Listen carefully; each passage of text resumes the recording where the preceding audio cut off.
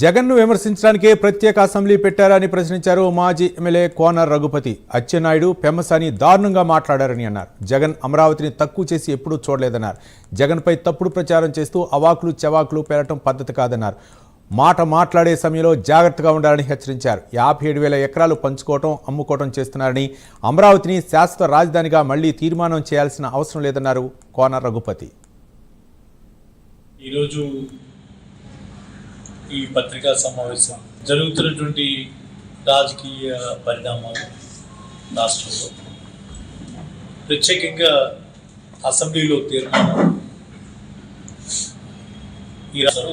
చేయడం.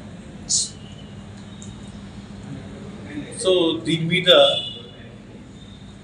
ఒక శాసనసభని నడిపించిన వాడిగా, ఒక సభాపతిగా నాకున్నటువంటి అనుభవాన్ని,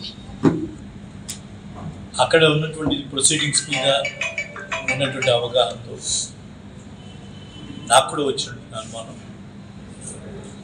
ఈరోజు ఏ కారణం చేత మళ్ళా తీర్మానం పెట్టాల్సి వచ్చింది. ఆ తీర్మానం పెట్టేటువంటి క్రమంలో గత ప్రభుత్వంలో గత ముఖ్యమంత్రి శ్రీ వైఎస్ జగన్మోహన్ రెడ్డి గారిని, ఆ పార్టీని అవహేళనగా మాట్లాడటానికి మాత్రం ఉపయోగించడానికి ఈ సమావేశం అన్నట్టుగా ఉంది.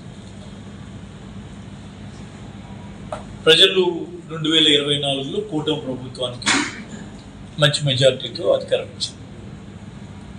2014-19లో కూడా ఇదే కూటమి ప్రభుత్వం ఆ రోజు కూడా ఉంది. మరి ఆ రోజు అమరావతిని తీర్మానం చేసి ఎందుకు దానికి చట్టపరంగా గుర్తింపు రాలేదు, తెచ్చుకోలేదు. ఆ రోజు 3 సంవత్సరాలు దాదాపు మన చేతిలో ఉన్నప్పుడు ఒక పర్మనెంట్ బిల్డింగ్ అని చెప్పి ఒక ఇటుకు పెట్టిన పరిస్థితి లేదు.